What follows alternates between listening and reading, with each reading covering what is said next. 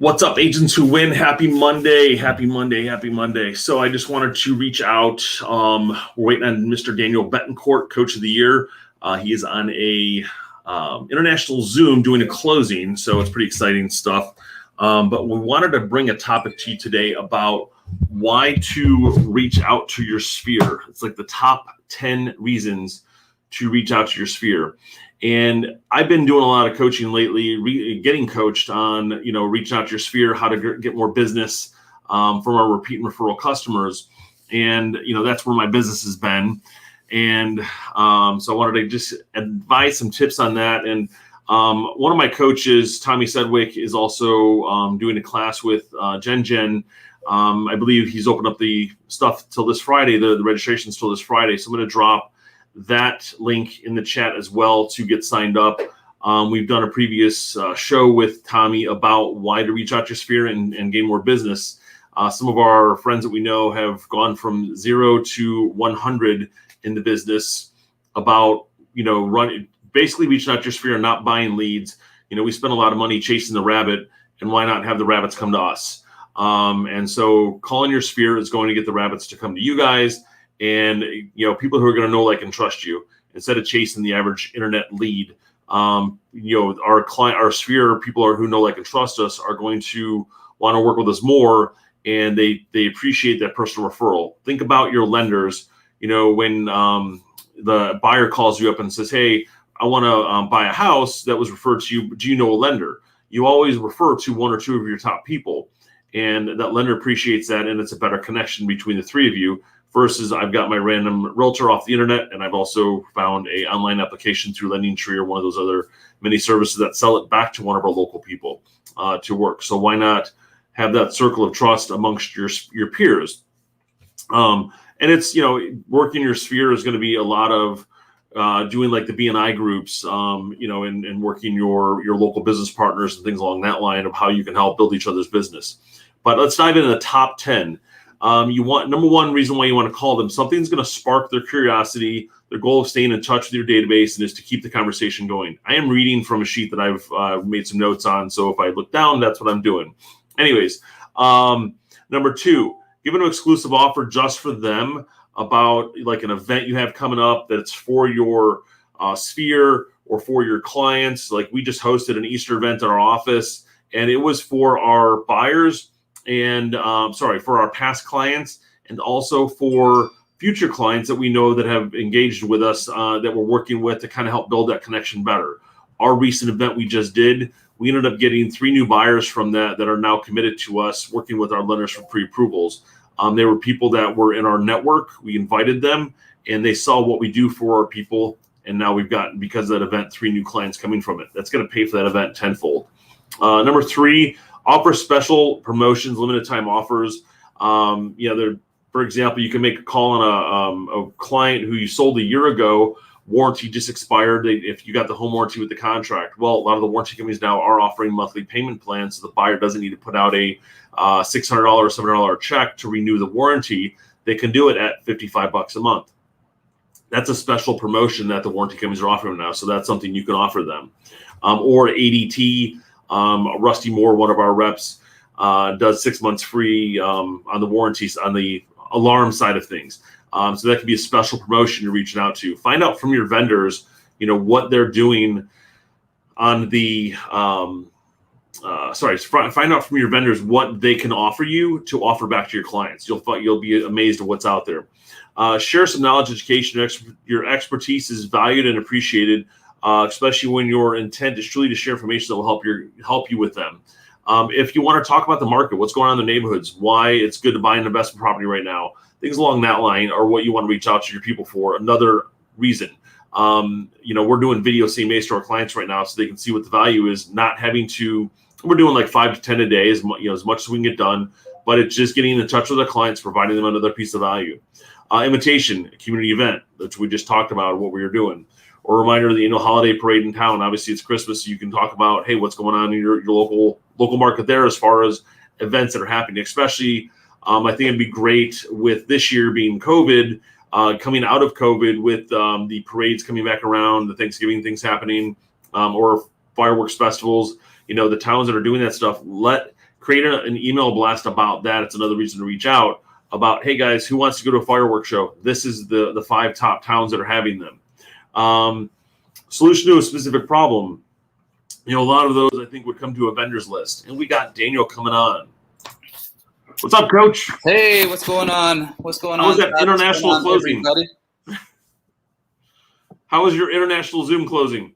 It was pretty cool. I had some buyers sellers who were selling from the Cayman Islands. Oh, cool. And so they sent me a text and said, hey, we need a witness. And can you jump on this thing real quick? And like, we're all signing right now. So I had to jump on this virtual video notary to be a witness for this international closing. So I don't know why you wouldn't have just taken the ship to the Caymans to have that done. I mean, yeah, I should have. That would have been pretty sweet. If you need a witness for that, I'm happy to fly down with you. The only ones do it with better weather and no COVID. They said 0 COVID on the Cayman Islands. Perfect. Let's go stay there. Of course, myself 14 days. Time for a field trip. Yeah. So we're I've kind of given some information on what on the list that I sent you earlier that we were working on. I'm at number 6 right now, being a solution to a specific problem. And I was diving into that about the vendor lists, repairs and things along that line. If you've got vendors that you like, or reasons to reach out. Hey, I saw you just had this problem on Facebook, so like this weekend, people needed an AC contact, so I sent an AC contact to them. So I did get some contacts this weekend, referring people out. If you've got an amazing handyman, that could be something for everyone. In Florida, especially, everyone needs an AC person. Everyone needs a handyman. And I get calls a lot for lawn people too. But, yeah, absolutely. I made a list here as well. So you keep going down the list and I'll chime in. Yeah, we'll jump in from there. Referred from someone. So it's like you talk to someone you both know have in common. That's like the same thing with the vendor list. It's a small world that's out there. A deal that I just got done over this weekend. It's our electrician's house, and the realtor who's selling it plus the buyer who's buying it, both are customers of this electrician. Right. And so it's like it makes it small world, because you don't realize how close knit things are, especially as large as the city is.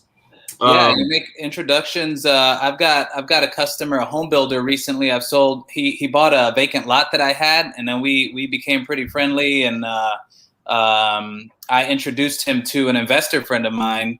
And so now the 3 of us are, actively searching for lots, building homes, and selling those. So, as soon as I got to know him a little bit, I thought, man, wait till I introduce him to my other customer, and just always think of ways to help your customers out in some way and support their business. That's another big one. Reminds me, I want to talk to you about that because we're looking for some more builders to work in the sanctuary subdivision that we're working in, that we're selling. Coincidentally, it was a guy. Remember, you sold a lot. What was it? You sold a lot. He built a house on, and then I sold that house. That was. Do you remember that one on Lake Brantley Hills? Yes. Oh, that's funny. That's right. Yep. That's funny because that was like 3 years ago. That's cool. Small world. So the other one, recognize a special date or delivery or something you have coming up, home anniversaries. You can get into some automation with like AM cards or send out cards. Just take congrats on your home anniversary. We send them, we'll usually send a little anniversary plant to them, but you could do birthdays or anything along that line. Just recognizing small items that are there. Yep, you can set it in your CRM every time you have a closing. You're putting the closing in your calendar. At least you should anyway. So just make it an annual anniversary of that event, and you'll get reminders every year. Every day on my calendar is the anniversary of some closing that I've had in the past. So a good reason just to touch base and say, a lot of times they've forgotten, hey, happy 8th anniversary at your house. And they're like, oh, cool, thanks. Well, on a post we had recently, Mike Stott, one of our old coaches, he made a comment. He goes, I used to remember when we would celebrate our listing anniversaries. Or not, birthdays. When we would do a happy birthday for our listings, I'm like, oh God, I hope we don't have to do that anytime soon. I saw that. I don't have those memories. I think if you price a listing right, you shouldn't have anniversaries of your list date. Well, thank God for short sales. It's like I want to wish a happy birthday to the short sale negotiator that I was working with for a year on some of those listings. But it's like your other one was make a valuable introduction or connection. Which is what you did with the builders, someone who can help somebody else. And now you guys have a good partnership going. Right. And then go ahead. Yeah, so you keep going down your list. I have some Yeah. that if they don't match, I'll chime in because I don't want to Yeah. double. Yeah, no, you're good. Something thoughtful and personal. Nothing as welcome as unexpected as a call from a company message. I was just thinking about you, or thinking about your son's little league team, or something along that line. So you find reasons in their moments in their life about why to reach out. And the best thing to do is to not talk about real estate. They'll ask you at the end about what's going on. I was just thinking about you. That's one of the Nick Krem pointers that Yes.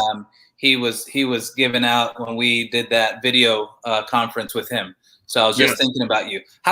We think about our customers all the time. Like we drive by a house that we sold and we think about them. Might as well just pick up the phone and give them a shout and say, "Hey, I just drove by your house and was thinking about you. How you doing?" I mean, it's as simple as that. Even if they don't pick it up, just leave the message. It's a touch. It's a little subtle reminder. They might have forgotten your name. Message all too often. Right. So what do you got on your end? I've got my 10 out. So I've got, for example, one that you probably are really good about is homestead exemption. The deadline passed, but when it's time for homestead exemption, to remind a bunch of your customers that, the deadline's coming up for homestead exemption. So I've done a video for that, send it out, tell them the benefits of a homestead exemption. That's one. Interest rate changes are one that, a lot of homeowners are interested in knowing about.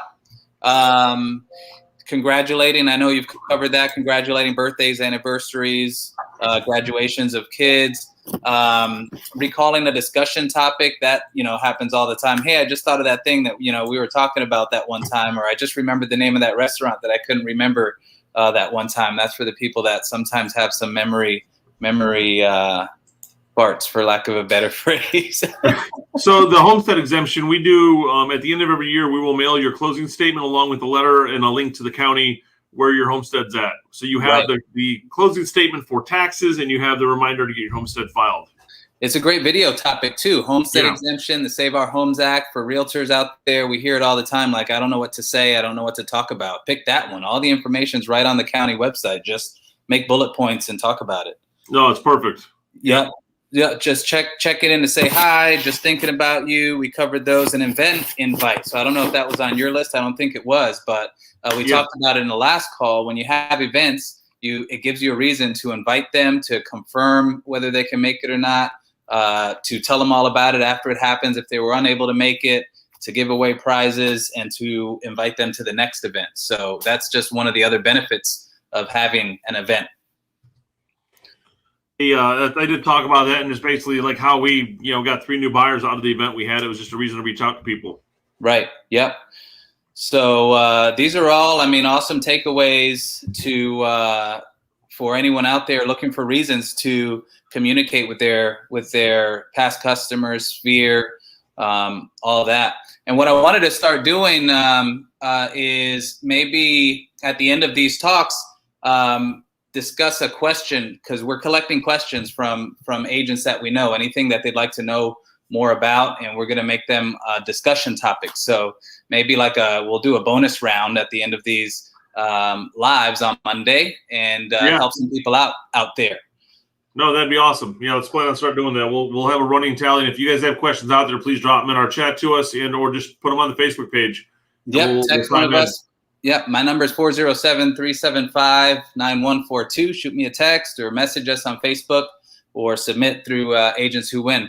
The question, I received like 20 questions over the weekend, so I'm just gonna pick one randomly here.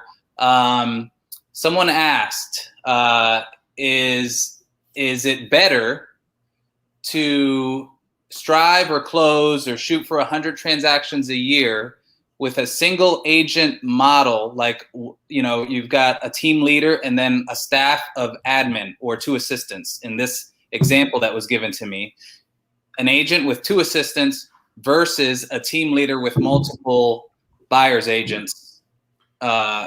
Is it better? Which one is better? So, I'm a perfect example of that, and yourself too, where we're both doing, at or above 100 deals a year, and we both have agents and staff. I've got a lot of staff on here, but I also have a lot of agents, and I don't personally want to sell 100 sales a year. I want to have a life outside of real estate. So if you have, you can structure the model in several different ways where you have showing assistants. If they're going to be running buyers around, listings are easy to manage because you can schedule that at your time. Your staff can then handle the transactions. But I'd rather have more feet on the ground that are actually making the sales and, building the brand than myself being the one running around. Yes, I agree with that. My point on the whole issue is we want to help other agents. Like we want to help bring up other agents who can replace what we're doing. So we're leading the team. Eventually, if we want to continue growing and at some point get out of production and lead a team in a different way, we want to bring up new team leaders and squad leaders. So one way to do that is start with buyers agents or agents. They don't have to be pigeonholed as buyers agents. They can do listings and buyers. But I think for longevity, for family life, for life outside of real estate, you don't want to be like the front man for 100 transactions because it's doable. But in my opinion, there's someone who's doing it. Yeah, there's a few people locally who are doing that. But in my opinion, it's better to bring up agents on your team, train them on how to become leaders. They can become squad leaders in the future, and then you can continue to grow your future vision depending on how big it is that you want to grow. So that's my input on that, and that's a Club Wealth way as well. And we're kind of going on that path now because as we slowly, not back down from production, but back from the business as much, where we can then work on the business instead of in the business. It is bringing in the squad leaders, which we have in place now in our team, and we're trying to push our business towards them. One, help them. Two, help us, where we can dedicate more time to coaching and training and building them up, and then where we can run the business itself. One example, different industry is John Morgan of Morgan & Morgan, right? So I don't think he's allowed back in the courtroom. He's probably not doing 3,000 face-to-face meetings with his clients, but he's the face of the company, and he's got attorney leaders. I'm sure he's got dozens of attorney leaders in his company. So just because you're not personally doing over 100 transactions yourself doesn't mean that you can't create the vision that you want for your team. If that's what you want. Not everybody wants to do that, but the person who asked, I'm sure he does, because he's a big hitter here locally, and I'm sure he's got big audacious dreams for the future.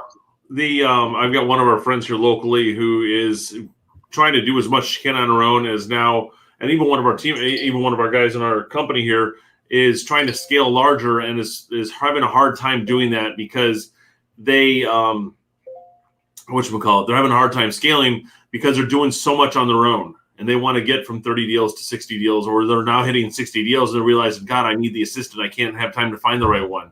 You need to learn to scale properly. And if you can't scale properly, partner up and then scale the business.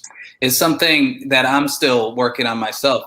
When you do so much business personally, you don't make time to work on growing the business. You don't dedicate, it's hard to time block and also close, be the front man on 100 transactions. So it's something that we're always striving to improve upon, and still you need to have some space on your calendar to improve the business structure and systems, train, recruit, and all that. So if you're just running around pulling your hair out, you'll be bald and I think I'm getting there. It's just getting thinner and thinner.